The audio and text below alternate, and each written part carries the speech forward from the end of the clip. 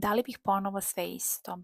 Posle skoro 2 godine života u Nemačkoj i puno stvari i događaja koji je stalo u te 2 godine, kako nekome nestane za ceo život, od promene posla, pronalaska posla, navikavanja na novu sredinu, nove ljude, trudnoće, zatim porođaja, zajedničkog života sa bračnim partnerom, dobijanje deteta i stvaranja porodice. Ponovila bih sve isto, ali zašto? Mislim da je u životu jako bitno da znate da uvek možete da se vratite i da počnete tamo gde ste neki svoj životni segment presekli. Otvaranjem nekih novih vrata i izlaskom iz zone komfora možete samo da napredujete što životno, što vi kao ličnost. Verujte da vas to čini mnogo zrelijim za bilo kakve izazove i odluke koje ćete biti primorani ili budete želeli da donesete u budućnosti.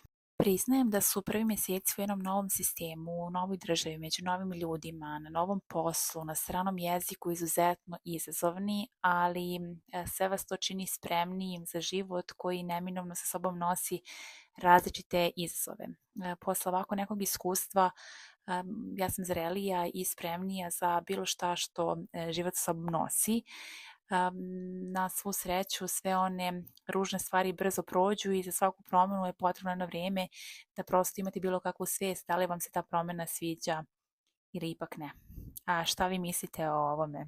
Pišite.